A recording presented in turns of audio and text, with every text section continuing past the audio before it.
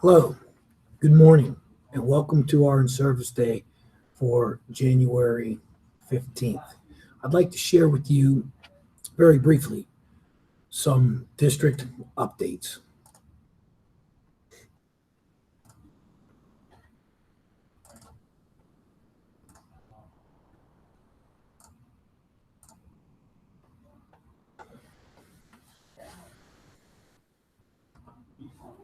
So I'm sure what's on everybody's mind is vaccinations. When are they coming? How will it happen? So we did have the opportunity, we being Lawrence County superintendents, to meet with Rob Jackson from the UPMC Jameson.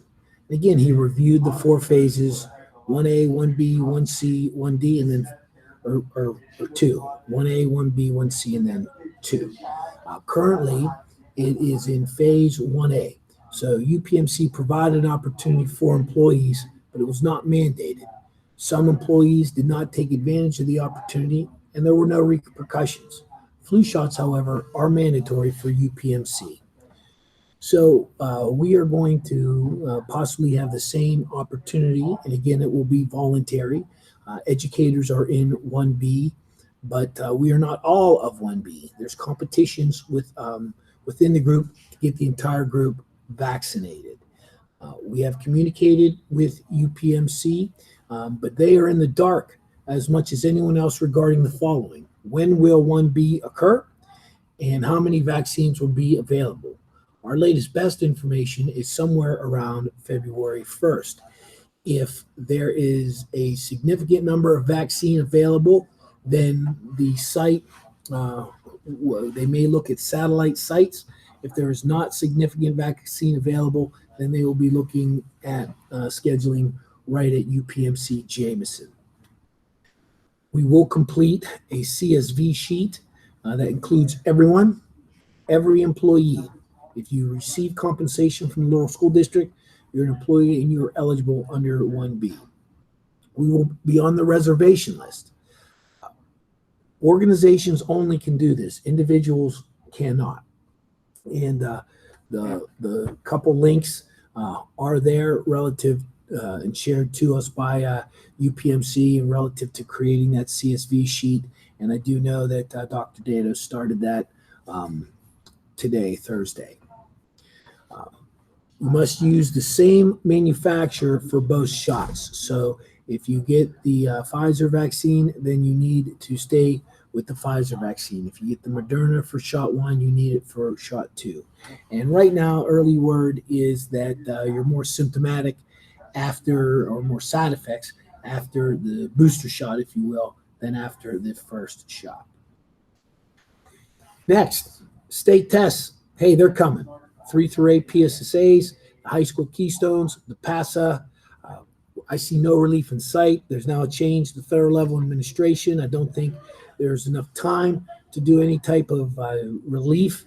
So you need to find out, now that the kids are coming back in front of you, where are they?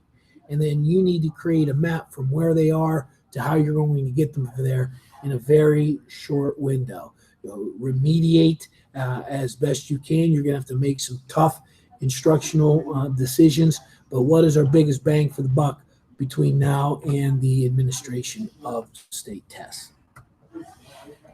So what are our plans for finishing the 2021 school year? I expect to finish the school year in our current format. 3 learning pathways, best is in person, we have a synchronous option, and then finally, if none of those work for you, we do have a CAN Cyber program that is asynchronous.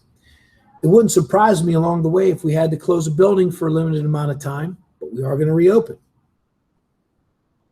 Should rates in the county, should rates of contraction fall below 100 per 100,000 and positivity rates fall below 5% and stay there, then we could look at a different instructional model. We would eliminate the synchronous, we would eliminate the 1 hour devoted to remote learning, and we would return to in-person learning with an asynchronous option. And that would be normal schedules. I'm hoping, beyond hope, that perhaps in the 4th 9 weeks. I won't do it for a month, but it would be nice for 9 weeks. Perhaps I'm being too optimistic that numbers will fall by then. So plan on finishing in the current format.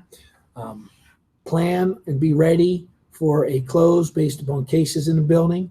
Plan for that reopen in a 48 to 72-hour period. And then keep in the back of your mind that if rates fall where they need to be, where it is considered safer, then we will look to return to a more conventional instructional model. I'm also going to encourage you to maintain rigor, while at the same time I want to acknowledge that you must be frustrated. Are students achieving at the same levels as they have in past years? Are students attending school at the same rates as compared to previous years?